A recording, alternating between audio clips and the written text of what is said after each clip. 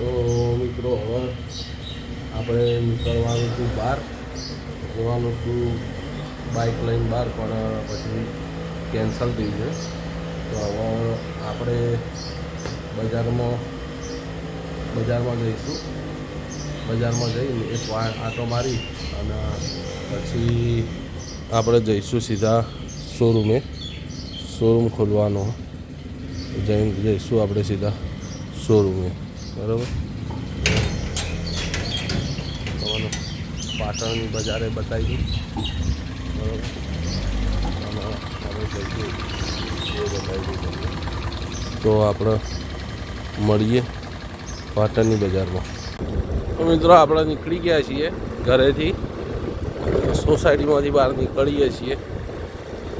જોવો છો એક બજારમાં ઓટો મારવા, કેમ કે ઘણા ટાઈમથી ગયા નહીં બજારમાં. એક ઓટો બજારમાં મારી આવીએ પછી નીકળવાની ગણતરી છે. તમે જોઈ લો.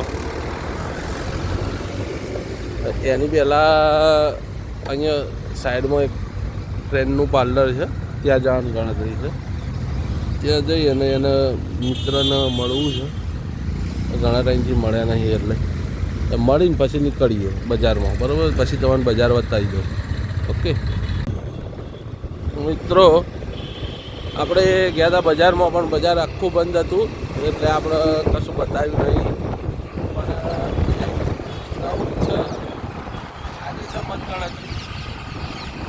જેને નગરપાલિકા હોય નગરપાલિકા, પછી જેના તાલુકા પંચાયત, જિલ્લા પંચાયત, મહાનગરપાલિકા લાગતું હોય, જે લાગતું હોય છે બધું.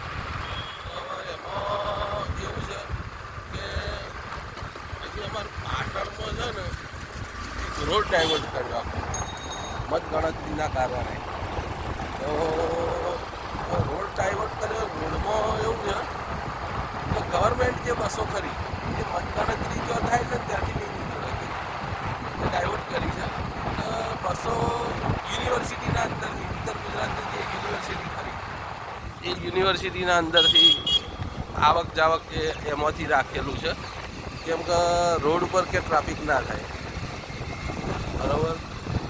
તો અત્યાર સુધી વર્ષોથી જોવા જઈએ તો ત્યાંથી જ બસો આવન જાવન કરતી, અને વર્ષોથી એ જ રોડ ઉપર મતગણતરી એ કેડી પોલિટેકનિકલમાં થતી. તો એ જુઓ કે ખાલી આ કેવું એક રહસ્ય છે. એવું નથી પાછું ડાયવર્ટ એટલે આખા દિવસ માટે, ખાલી લગભગ 3-4 કલાક માટે જ કરેલી છે. કેમ કે મતગણતરી લગભગ 2.5-3 કલાકમાં તો પતી જ હશે, વધારે છે નહીં. 2.5-3 કલાકમાં પતી જશે, કેમ કે અમારું વોર્ડ વધારે નથી, એટલે બીજું કોઈ કારણ નથી. 2.5-3 કલાકમાં મતગણતરી પતી જ હશે. બન્યા રહો વિડીયોમાં.